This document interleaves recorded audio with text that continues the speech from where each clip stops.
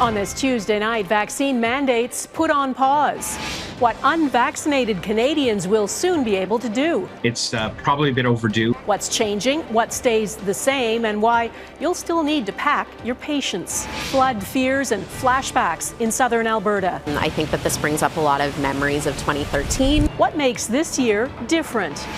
Cryptocurrency crumbles, the consequences as investors fear Bitcoin is bottoming out. And the whiskey war is over. The friendly feud between two allies over one tiny island. Global National with Donna Friesen. Good evening and thanks for joining us. We begin with changes coming to COVID-19 vaccine mandates in this country. As of June 20th, people will no longer need to show proof of vaccination to travel by plane and train within Canada and to fly to destinations outside Canada, though they'll still have to adhere to the rules of the country they're going to. The majority of Canadians, more than 80%, are vaccinated, and the federal government says the rules were never meant to be permanent.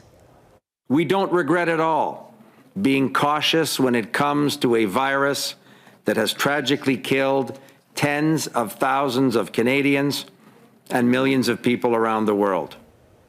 Masks will continue to be mandatory on planes and trains, and this is not a complete relaxation of vaccine mandates. The ArriveCan app, for example, will still be in force for Canadians returning from abroad, and foreign nationals coming to Canada will still be required to show proof of vaccination. Abigail Bimman has our top story on the rule changes and the questions surrounding the timing of today's announcement.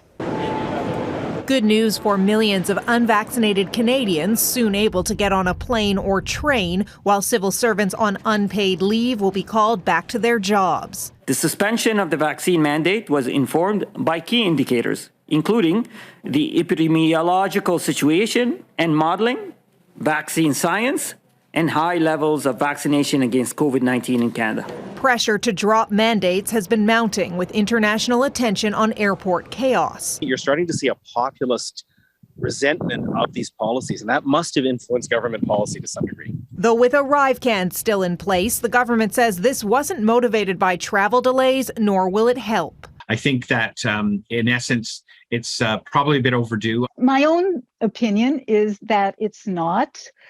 Because we do see rates going up elsewhere, especially, like, for example, in the United States with new variants. Many aren't satisfied by the lack of specific benchmarks, both for removing mandates now and potentially bringing them back. They sort of close one door and open up another with this announcement. It is a temporary suspension. Sam Presvelos is a lawyer who launched a constitutional challenge against federal vaccine mandates, still in court. What happened in June that did not exist in May for the government to make this decision? And what does the government need to see in the fall or in the winter to change its decision? People are always looking for a magic date and a magic number. And if COVID has taught us one thing, there is no magic date where everything's suddenly resolved. While the health minister says they'll focus on boosting Canada's low booster rate, with two-dose effectiveness waning. We have to look at the horizon. And what may change this decision in the future is an updated vaccine. And for now, mask requirements are sticking around on planes and trains. Abigail Bimman, Global News, Ottawa. News of vaccination requirements being suspended is being hailed as positive news by the tourism industry. Some travelers feel the change is long overdue. Others feel like it's a bit too soon. Dan Spector has been taking the temperature of travelers.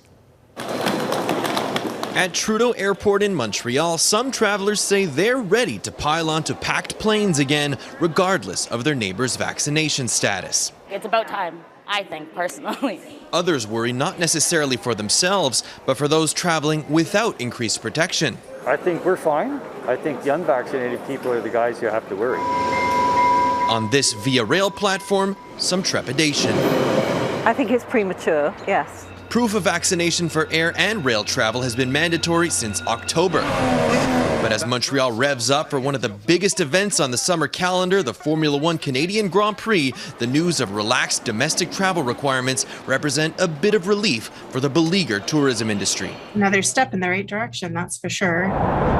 The industry isn't altogether happy. It still wants inbound international travelers to be exempt from vaccine rules. Over 50 countries have moved forward in terms of allowing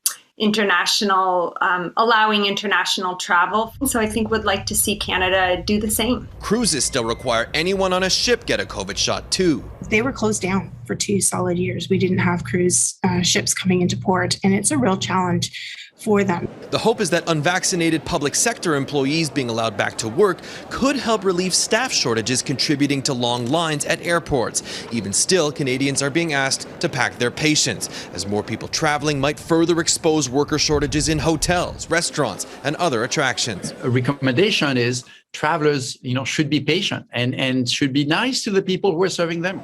The tourism industry hopes the mandate suspension is made permanent so businesses and travelers can confidently plan for the future and replace unknowns with certainties. Dan Spector, Global News, Montreal. The Alberta government is going a step further, dropping all its remaining public health restrictions at midnight.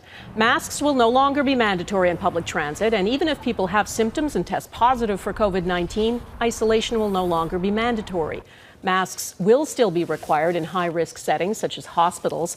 In a statement today, the province points to falling hospitalizations and infection rates as justification for the move. Well, heavy rain and strong winds are creating challenges in Calgary tonight, which is under a state of emergency. The heavy rain is prompting flood concerns across the region.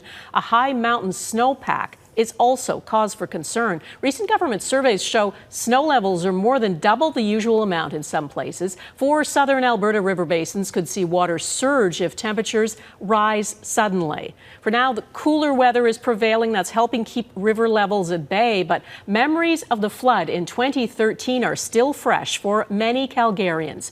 Heather Yourex-West is in Calgary, where people are watching the weather closely. Donna, it is a sickening sense of deja vu for so many who live near the Bow River. There was already a lot of snow in the mountains causing river levels to rise during this spring melt, but with up to 150 millimeters of rain expected to dump on this region, the risk of flooding now is very real. In the pouring rain, Calgary crews have been busy, moving dirt to construct a protective berm in the hopes of keeping the nearby community safe and dry. I think the tensions and anxieties are running high. I think that this brings up a lot of memories of 2013 and just all of the trauma associated with that. For residents, this is a far too familiar scene, conjuring memories of a similarly rainy day 9 years ago when the Bow, Elbow, and Highwood rivers burst their banks, flooding more than 14,000 homes. One of those homes belonged to Jamie Lee and Owen Tipton. But nearly a decade later, the High River couple says they're not afraid this time around. I kind of feel at peace with what the town has put into with the mitigation. So I don't have any fear. I have calm. A lot of things are different in southern Alberta now. And while not all flood mitigation projects have been completed, residents are confident in the changes made. And the storm itself is not like it was then either. Every weather event is different. I think this one is serious and it's an issue, but it's not nearly as impactful as that event back in 2013. Like 2013, this rain comes from a slow-moving system that has parked itself over southern Alberta. But unlike 2013, up until now, this spring has been relatively dry. The complicating factor is we have an above average snowpack in a lot of the higher elevations. And so once the rain starts to fall in those areas, it intensifies and actually gives us a bit of a worse problem as that snow melt increases the water flow. But it's not just the rain wreaking havoc. Strong winds Tuesday downed trees and power lines, interrupting service to more than 8,000 homes. Now the good news is that it's colder today than it was in 2013, meaning the precipitation up in the mountains isn't rain, it's snow, which means less water is likely to find its way down here. Donna? Right, Heather Yourex-West in Calgary tonight. That snow will eventually melt, though. The question is how fast and how much rain will fall in the meantime. Global News meteorologist Tiffany Lizée is watching this for us tonight. Tiffany. Donna, this system has been quite intense. It moved into parts of BC as well as Alberta throughout the day yesterday, and it continues to bring heavy rain, thunderstorms, and even some funnel clouds to parts of the prairies throughout today. The good news is that moisture in the Rockies is falling as snow.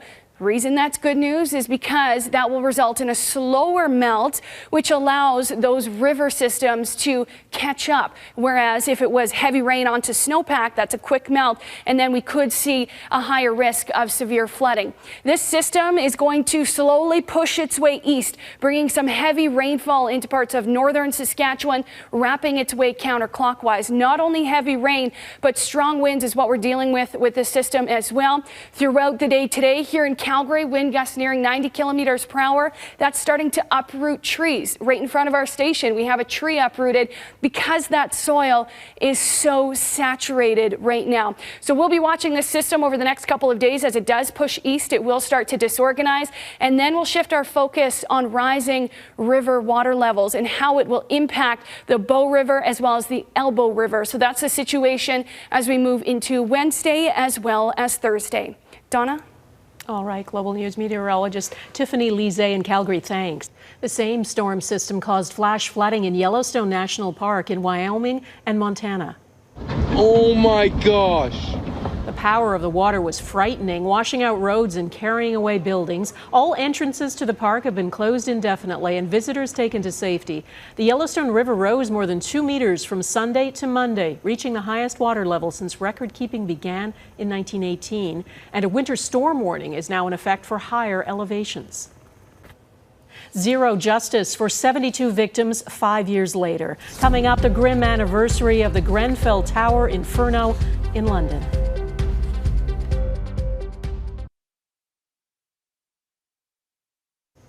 Ukrainian President Volodymyr Zelensky made another appeal to world leaders today. He spoke with Prime Minister Justin Trudeau and says they coordinated next steps in counteracting Russia's aggression. Zelensky is pleading to the West for more heavy weapons, calling the human cost of the battle for eastern Ukraine simply terrifying. Міцний народи незламної країни. Zelensky says he needs more modern artillery to ensure Ukraine's advantage. Russian troops now control about 80% of the fiercely contested city of Severodonetsk and have destroyed all 3 bridges leading out. Ukraine's defense minister says up to 100 Ukrainian troops are being killed and 500 injured every day. Russian forces are edging closer to total control of Ukraine's eastern Donbass region. There's concern for Alexei Navalny tonight, the Russian opposition leader who has been poisoned and imprisoned. His close associates say he's missing from the prison where he was serving time. Russian state media reports he's been transferred to a high-security penal colony, but his lawyers say they were not informed of the move. Navalny has been a vocal critic of President Vladimir Putin. He's serving 9 years on what his supporters say are politically motivated charges. Since Navalny was arrested in January 2021, the Kremlin has cracked down on his supporters and independent journalists in an attempt to stifle all dissent. Canada's Foreign Affairs Minister faced more questions today about why a senior diplomatic official attended a function at the Russian embassy last Friday. The deputy chief of protocol went to a Russia Day event despite Canada's condemnation of Russia's war in Ukraine. The Foreign Affairs Minister says her office did approve the appearance, but she personally did not know about it until later. I didn't know, and that's why I'm frustrated, of course. But of course, I'm the minister. So of course the buck stops here. The big question right now is how can Canada support Ukraine as they're trying to accede to the EU. So of course we will support them. In London, it was 5 years ago today the world watched an apartment building housing low-income people become an inferno. All 24 floors of Grenfell Tower were engulfed in less than 30 minutes, and no one has been held responsible for the litany of failures that led to it. 72 people died. Today, the bereaved and survivors, along with the Duke and Duchess of Cambridge, gathered for a memorial service, many wearing green that's become a symbol of the tragedy. It's believed an electrical fault in a fridge caused the blaze in the social housing block, but it was flammable cladding that lit up like a torch, spreading so fast residents couldn't escape. A public inquiry is ongoing, but 5 years later, no criminal charges have been laid, and families are still waiting for justice and accountability. After a day of fast-moving developments, it now appears a controversial flight to deport asylum seekers from the UK to Rwanda won't carry anyone. Somewhere between 3 and 10 people had been expected to be on the first flight to the Rwandan capital this evening. That flight has been cancelled because of last-minute legal appeals. The European Court of Human Rights issued an 11th-hour injunction, and 30 other migrants facing deportation won their High Court appeals on health or human rights grounds. Prime Minister Boris Johnson says the policy is designed to interrupt the business of human traffickers and to discourage migrants from traveling to the UK in small boats. Cryptocurrency crash ahead, the digital market meltdown, and who is left in the lurch?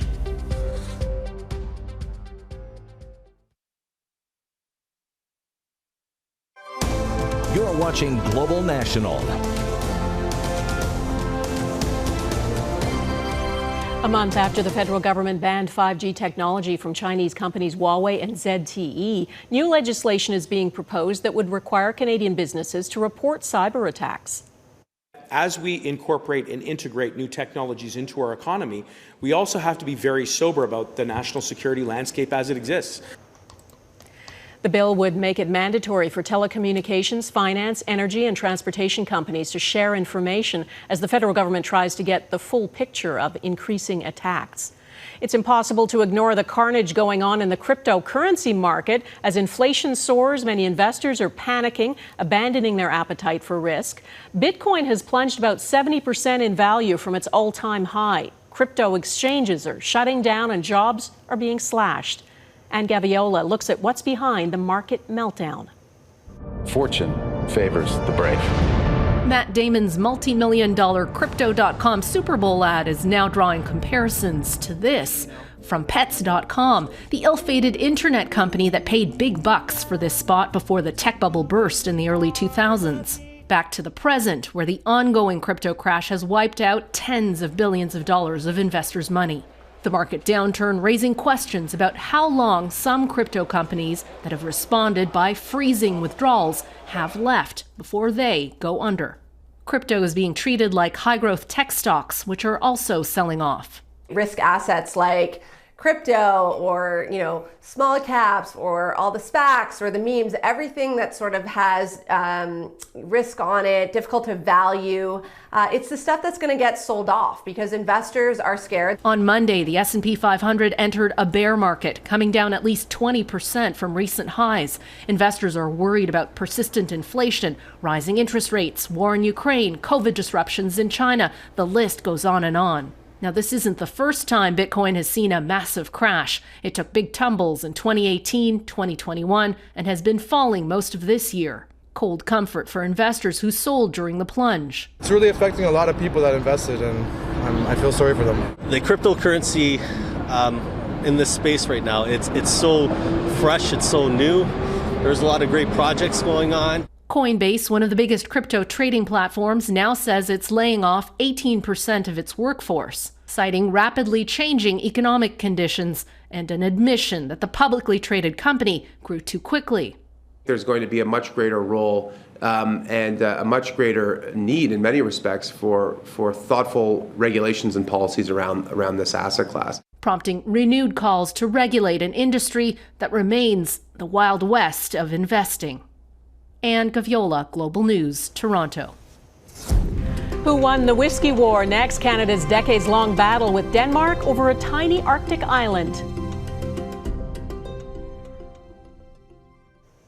A bid led by 4 Vancouver area First Nations to host the 2030 Winter Olympics is moving ahead. The concept was unveiled today. It includes reusing many of the venues built for the 2010 Olympics and moving some ski and snowboard events to Sun Peaks Resort, a 4.5-hour drive from Vancouver. It's the first ever Indigenous-led Olympic bid led by the Lillooet, Musqueam, Squamish and Tsleil-Waututh nations. A detailed breakdown on the projected cost to host the Games is promised for next month. Canadian and Danish officials can raise a glass now that a decades-long land dispute is settled. It's okay if you've never heard of it. The island is tiny, but it's been at the center of the so-called whiskey wars, where expeditions from the two countries have been using bottles of booze to stake their claims. Now, as Mike Drolet reports, officials are agreeing to share the island and a brand new border.